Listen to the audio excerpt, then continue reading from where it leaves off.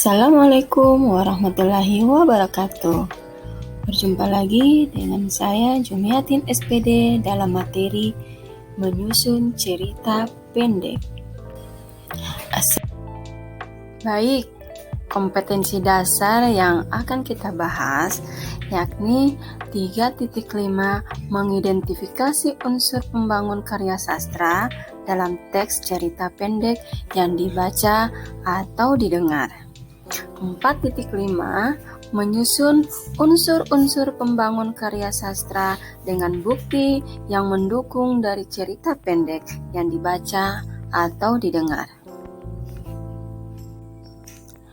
Tujuan pembelajaran kita hari ini, yang pertama, mengidentifikasi unsur pembangun karya sastra dalam teks cerita pendek yang dibaca atau didengar dengan benar. Yang kedua, menganalisis unsur-unsur pembangun karya sastra dengan bukti yang mendukung dari teks cerita pendek dengan benar. Yang ketiga, menjelaskan unsur-unsur pembangun karya sastra dengan bukti yang mendukung dari teks cerita pendek yang dibaca atau didengar dengan benar. Dan terakhir, menyimpulkan unsur-unsur pembangun karya sastra dengan bukti yang mendukung dari teks cerita pendek yang dibaca atau didengar dengan benar. Menurut kalian, apa arti dari cerita pendek? Ya, tepat sekali.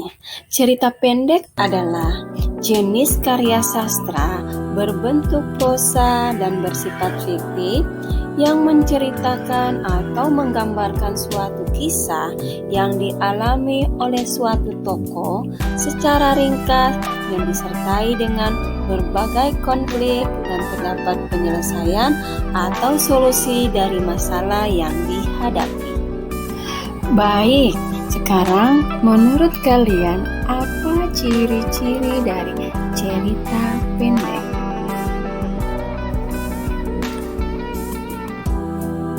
Ya, betul sekali. Ciri-ciri cerita pendek yang pertama, terdiri kurang dari 10.000 kata. Yang kedua, selesai dibaca dengan sekali duduk. Yang ketiga, bersifat fiktif. Yang keempat, hanya mempunyai satu alur saja, yakni alur tunggal. Isi dari cerita berasal dari kehidupan sehari-hari. Penggunaan kata-kata yang mudah dipahami oleh pembaca, bentuk tulisan yang singkat, lebih pendek dari novel. Penokohan dalam cerita pendek sangat sederhana, mengangkat beberapa peristiwa dalam hidup, kemudian kesan dan pesan yang ditinggalkan sangat mendalam, sehingga si pembaca ikut merasakan isi dari cerita pendek tersebut. Nah, sekarang apa saja unsur pembangun karya sastra cerpen? Ada yang tahu tidak? Wow, keren! Jadi, unsur pembangun karya sastra cerpen yaitu unsur intrinsik dan unsur ekstrinsik. Di mana unsur intrinsik terdiri dari tema, tokoh dan penokohan, latar, alur, sudut pandang, gaya bahasa, dan amanat. Tema adalah pokok atau gagasan utama sebuah cerpen. Yang kedua, tokoh dan penokohan. Tokoh merupakan pelaku dalam sebuah cerita. Tokoh terbagi atas tokoh utama dan tokoh tambahan. Penokohan merupakan watak atau karakter tokoh yang terdapat dalam sebuah cerita. Yang ketiga, latar. Latar itu dibedakan menjadi latar tempat, latar waktu, dan latar suasana. Selanjutnya, alur atau plot adalah rangkaian kronologi peristiwa yang terdiri alur maju, alur mundur, dan alur campuran. Kemudian yang kelima, sudut pandang berisi pandangan pengarang terhadap cerpen. Biasanya pengarang menjadi orang pertama dan orang ketiga. Sudut pandang orang pertama adalah pengarang terlibat langsung atau orang pertama dalam cerita yang ditandai dengan penggunaan kata ganti aku, saya, dan sebagainya. Sudut pandang orang ketiga adalah pengarang tidak terlibat langsung dalam cerita yang ditandai dengan penggunaan kata ganti orang seperti dia, mereka, dan sebagainya, atau menggunakan nama tokoh. Sudut pandang orang ketiga terbagi atas orang ketiga pelaku utama dan orang ketiga serba tahu. Selanjutnya, amanat. Amanat merupakan pesan moral yang disampaikan oleh penulis kepada pembaca melalui cerpen. Yang ketujuh, gaya bahasa berfungsi untuk memberikan kesan yang lebih menarik dengan menggunakan majas. Unsur ekstrinsik cerita pendek.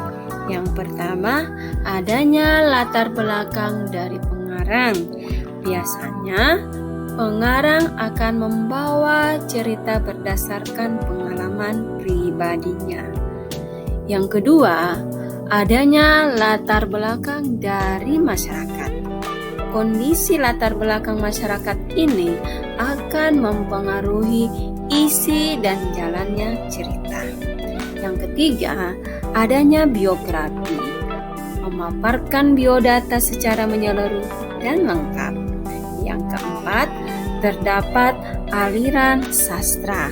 Aliran sastra akan mempengaruhi gaya bahasa yang dituangkan dalam cerita tersebut. Yang kelima, adanya kondisi psikologis, biasanya senang, suka, duka, dan sedih dalam sebuah cerita dipengaruhi oleh mood dari penulis.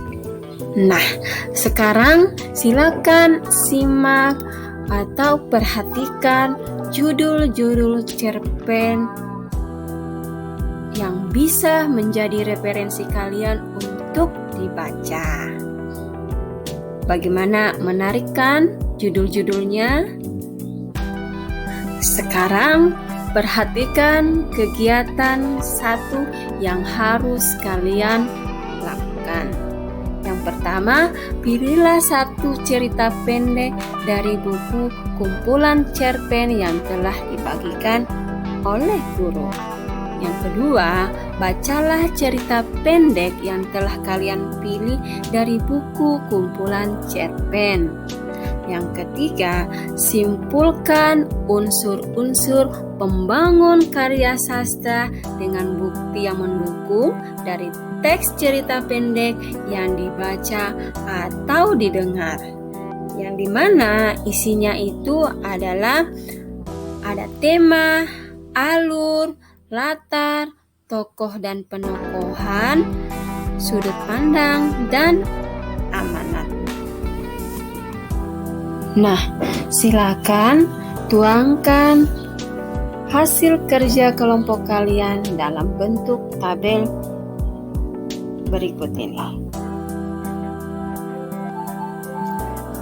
Kerjakan kegiatan satu secara berkelompok dan gambarkan hasil pekerjaanmu dengan baik serta menarik.